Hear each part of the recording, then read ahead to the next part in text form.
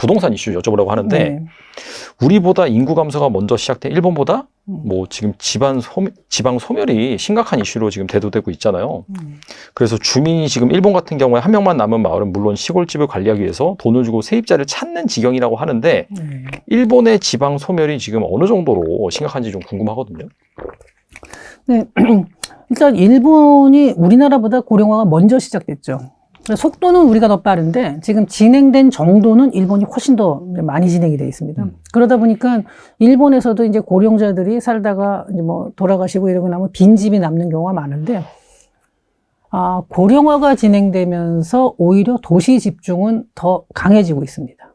고령자들이 가급적이면 도심 안에 들어와 살고 싶어 하거든요. 왜냐하면은 몸이 불편하고 이러니까 그 좁은 데 사람이 몰려 있고 인프라를 갖추고 있고 특히 병원도 뭐 가기 편하고 뭐 물건도 사오기 편하고 이런 데 이제 있으려고 그러지 시골엔 잘 안 가려고 그래요, 오히려.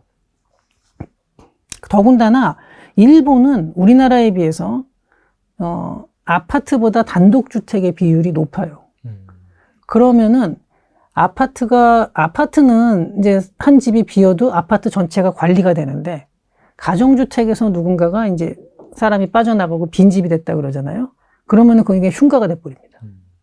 거기에는 뭐, 그러니까 우범지대처럼 이렇게 슬럼화가 된다 그러죠. 근데 이게 어디서 제일 많이 나타나냐면은 흔히 말하는 배드타운입니다. 그러니까 대도시 주변에서 왜 잠만 자고 대도시에서 일하는 이제 이런 경우가 많이 있잖아요. 근데 그런 배드타운의 슬럼화가 지금 많이 진행돼 있습니다, 일본에서. 오히려 도쿄, 뭐 나고야, 그 다음에 뭐 요코하마는 뭐 도쿄에서 멀진 않죠. 근데 그러고 좀 오사카 이런 데는 그 도심으로 가면요, 지금도 옛날이랑 마찬가지거든요. 거기는 절대로 집값이 떨어지지 않고 사람이 여전히 많은데, 네. 근데 이제 그 주변 도시들의 슬럼화가 많이 진행이 되고 있죠, 지금. 그렇군요.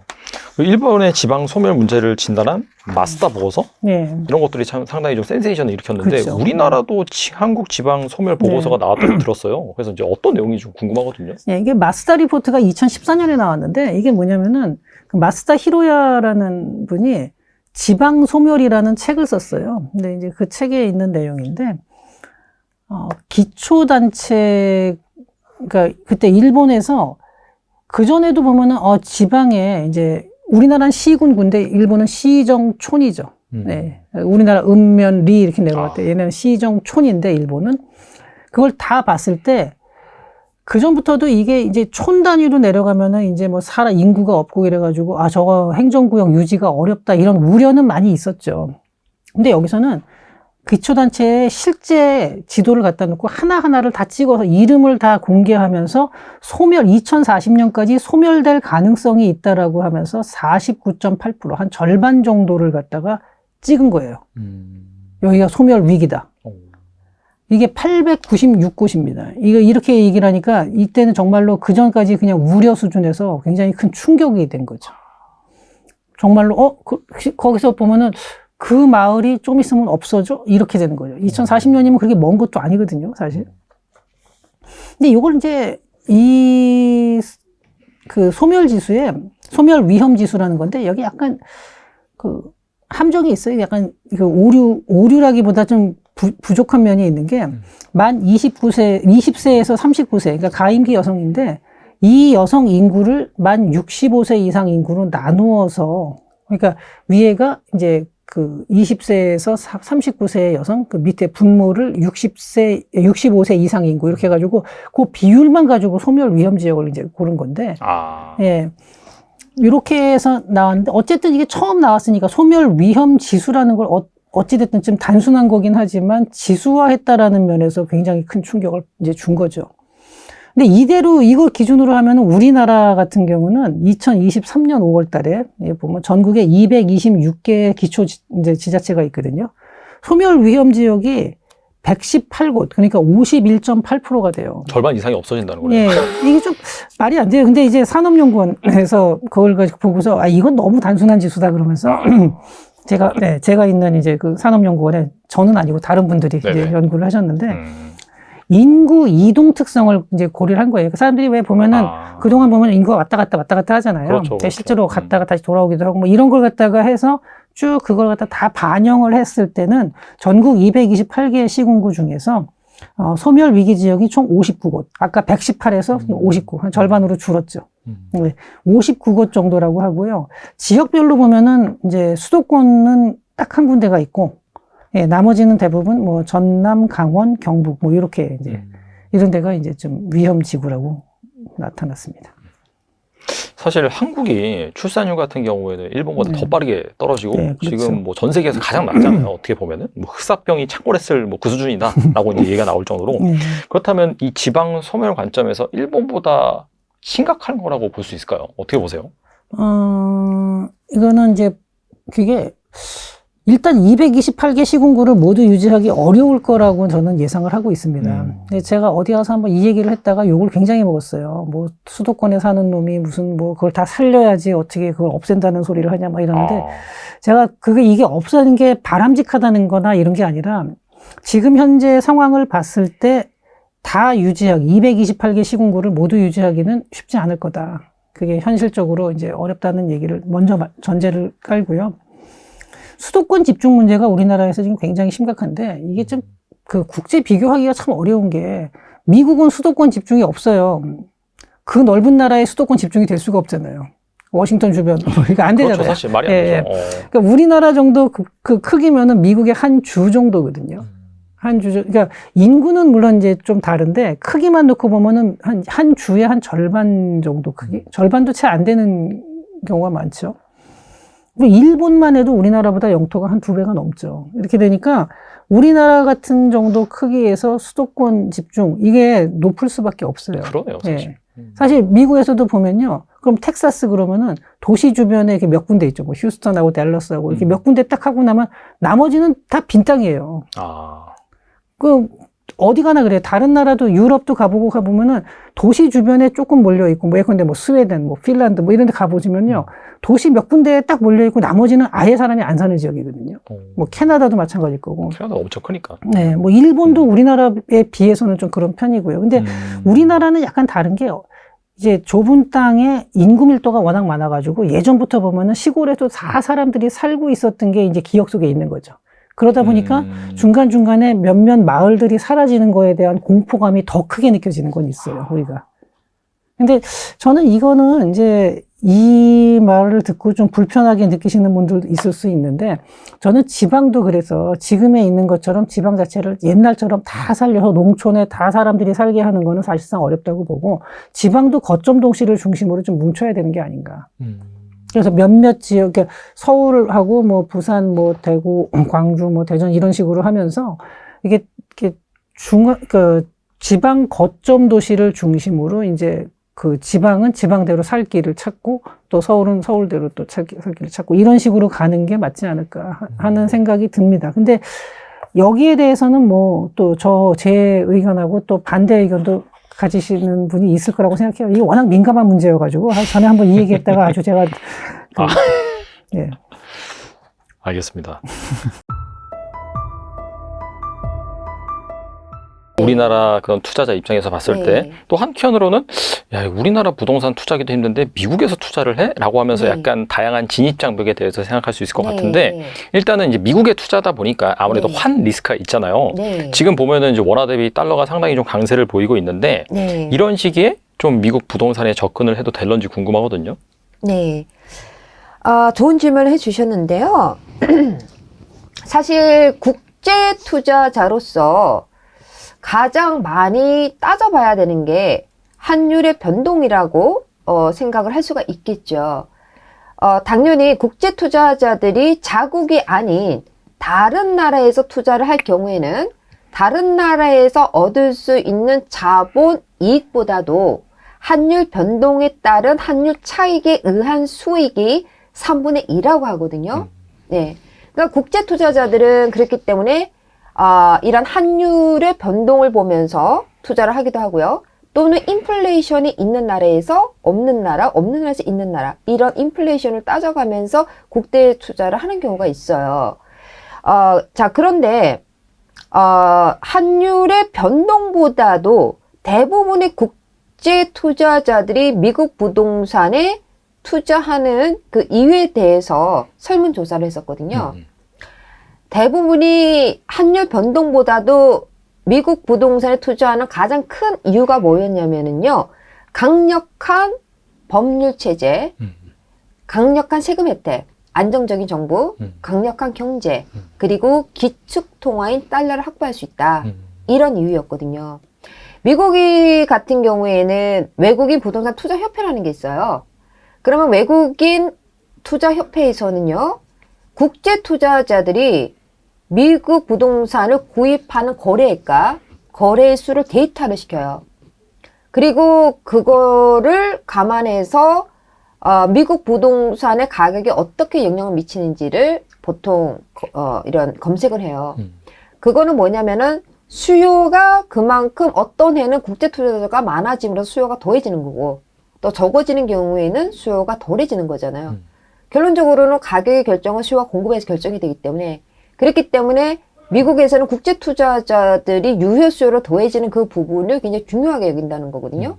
그리고 두 번째는 NAR, 미국 부동산 중개인 협회에서 국제 투자 보고서라는 거를 매년 발표를 하게 돼 있어요. 근데 거기에서 국제 투자자들이 미국 부동산에 투자하는 나라별로 상위 5개국을 발표를 했거든요. 1위가 중국이고, 2위가 멕시코, 3위 캐나다, 4위 인도, 5위가 콜롬비아예요. 그럼 이 5개 나라 중에서도 우리가 눈에 띄는 데가 있잖아요. 중국하고 인도. 사실 대한민국은 경제 대국이잖아요. 아시아에서는 당연히. 근데 대한민국은 국제 투자자의 순위에 보이지가 않더라. 예. 이거는 우리가 생각해 볼 필요가 있다는 거거든요. 인도가 급부상을 했어요. 최근에 인도는 GDP 성장으로 인해서 미국에 투자하는 국제 투자가 많이 늘었던 케이스거든요. 그리고 중국 같은 경우에는 중국의 어떤 자본을 미국으로 좀 더 안정적인 지역으로 끌어오는 그런 역할을 했다면은, 그런데 지금 대한민국 자체에는 이러한 그 세계화 물결 속에서 투자의 포트폴리오 다양성이 굉장히 제한적이다. 심지어는 인도에 비해서도 이런 투자 포트폴리오의 다양성이 없다. 이렇게 저희가 얘기를 할 수가 있거든요.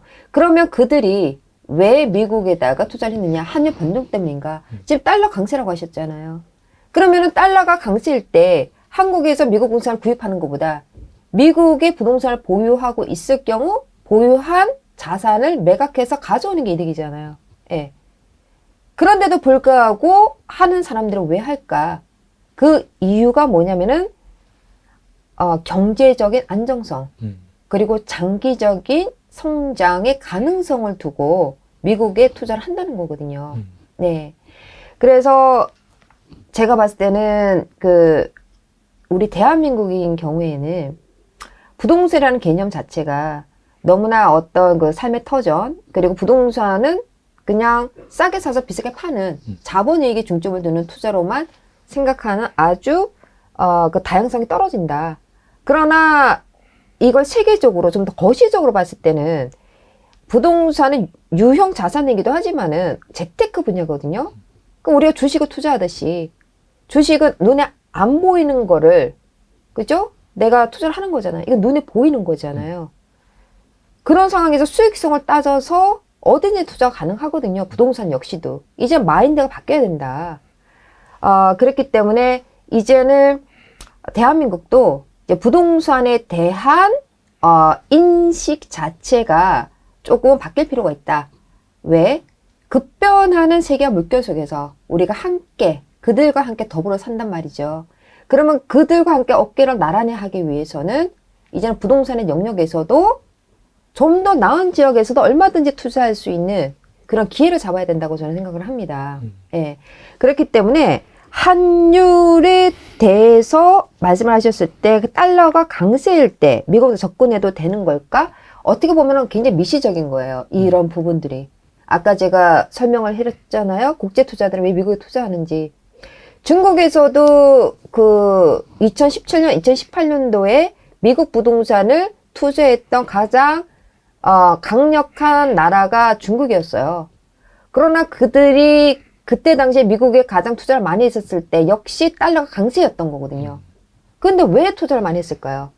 우리가 일반적으로 미시적으로 봤을 때는 달러가 강세이면 기다렸다가 달러가 약세일 때 투자를 하면은 나는 좀 더 좋은 조건을 살 수가 있는데, 그러나 국제 투자자의 입장에서 봤을 때는 그것보다도 앞서가는 게 뭐냐면은 자국의 경제적 불안정, 이런 것들이 환율 변동보다 달러 강세냐 약세냐보다 그런 요인들을 더 많이 따진다는 거거든요. 그래서 2017년, 2018년도에는 왜 중국의 자본이 미국으로 넘어와서 미국 부동산을 많이 투자를 하게 했느냐. 그때 당시에 어떤 정책적인 면을 보시면은 중국에서 중국의 돈이 더 이상 해외로 유출되지 못하게끔 정부에서 먼저 얘기를 한 거예요. 그러니까는 그 전에 돈을 많이 유출을 한 거거든요. 근데 반면 2019년도에는 중국의 투자자들이 많이 줄어들었어요. 그거는 트럼프 효과라고 그러거든요. 미국에서. 예, 무역 전쟁 때문에. 이제 그런 거예요.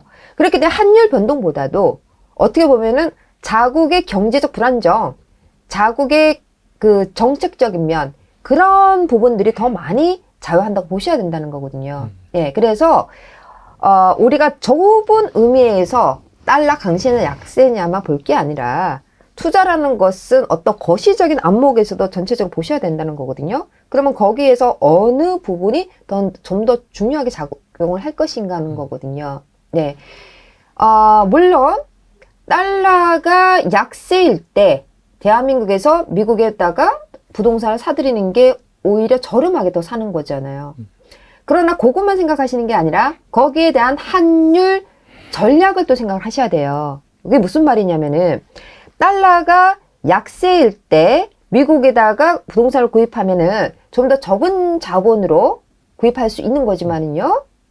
반면 미국에서 임대 소득을 받을 때, 그죠? 그만큼 적게 받는 거고, 또 여기서 달러가 강세일 때 투자를 할 때에는 들어가는 비용은 좀 더 많은 것 같지만 임대 소득이 달러가 강세일 때 받기 때문에 원화로 환전해서 받게 되면 더 많은 이익을 남기기 때문에 궁극적으로는 이것이 얼마만큼 단기적이냐, 중기적이냐, 장기적으로 가느냐에 따라서 그 비용은 상쇄된다는 거거든요. 그래서 이제 그런 이론도 생각을 하셔야 되고요. 두 번째는 뭐냐면은 달러가 강세일 경우에는 예를 들어서 미국에 40만 불짜리의 주택이 있어요. 그러면은 현재 환율이 뭐 1,350원이다. 그러면 그렇게 계산해서 구입된 비용이 뭐 5억이다. 그렇지만은 5억을 가지고 내가 미국의 달러로 40만 불짜리 집을 살 수 있음에도 불구하고 5억을 다 안 써요. 1억만 가지고 나머지는 외국인 융자를 받는 거예요. 미국에서 오히려 부채, 대출을 받으면 그만큼 환율에 대해서 우리가 보호를 받을 수가 있는 거예요. 무슨 뜻인지 아시죠? 네네. 네. 그리고 달러가 약세일 경우에 내가 이미 돈을 갖고 있으니 그러면 갚으면 되는 거고, 그런 방향을 이용하시는 게 좋아요. 그러니까 최근에 들어서 달러가 강세이잖아요. 그럼 한국 거주 미국 부동산 투자를 하시는 투자자분들은요, 본인 자금이 있는데도 불구하고 미국에서 일부러 융자를 받으세요. 상쇄시킨다는 거죠. 예. 자, 그리고 어떤 경우에는 거주 목적일 경우가 있잖아요. 예. 예를 들어서 자녀분들이 있는데 자녀분들 어떤 유학이라든지 뭐 기타 등등의 이유로 미국에서 거주를 한다. 그러면은 집이 필요한데 뭐 이래저래 나는 집을 사고 싶어. 그러면 이제 돈이 그쪽으로 가잖아요. 그러면은 어차피 생활비를 보내야 되는데 들어오는 임대소득으로 내가 또 거기에서 거주를 하는 경우에는 그만큼 길어지면 길어질수록, 거주 기간이 길어질수록 또 그 비용이 상쇄되는 거예요. 그 기간에 따라서. 그렇기 때문에 달러가 강세냐 약세냐는 얼마든지 우리가 투자하려는 투자자의 어떤 상황에 따라서 그 환율에 따른 해지 전략이 나온다는 거거든요. 나올 수 있다는 거거든요. 그렇기 때문에 가장 중요한 거는 뭐냐면 거시적인 입장에서 먼저 보셔야 된다. 저는 그렇게 말씀드리고 싶어요. 올해 약간 미국 대선 있잖아요. 네. 그리고 약간 트럼프 리스크라고 우리나라에서 말을 많이 하는데 약간 이런 그 대선 네. 그 시장과 약간 부동산 시장에 뭔가 대선이 영향을 미치는 영향 그런 게 있나요 혹시?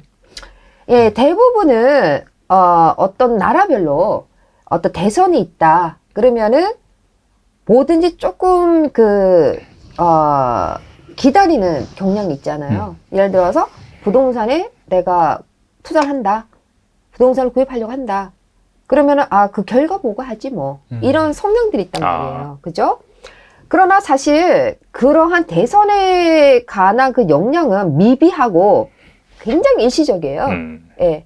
근데 미국 같은 경우에는 특히 주택 시장일 경우에는 연준에서 금리를 계속해서 올렸음에도 불구하고 수요가 많이 줄어들음에도 불구하고 공급이 워낙에 지금 활발하게 시장에 나오질 않기 때문에 수요가 공급을 여전히 초과하고 있어요. 그러니까 가격이 더 상승하고 있는 거거든요. 그만큼 현재 집을 구하기가 힘들다. 더군다나 이제는 양적 긴축 그리고 고금리에 있는 상태에서 집 가격은 이미 코로나를 지나면서 로켓 상승을 했고 이제 구입비가 더 많아졌잖아요. 그런데 또 오히려 집이 없어요. 예, 그렇기 때문에 집이 필요하신 분들 또는 투자를 하시는 분들이 굳이 어떤 선거 때문에 그거를 미룬다? 지금 그러한 분위기는 또 전혀 아니고요. 그리고 또 보통 그 상업용 부동산에 이제 투자를 하는 경우에도 어떤 기회가 있다. 지금은 앞에서도 얘기했지만 위기냐 기회냐거든요. 네, 일부에게는 위기, 일부에게는 기회. 그렇기 때문에 어떤 대선이 주는 영향이 그리 크지는 않다. 이렇게 보실 수가 있을 것 같아요.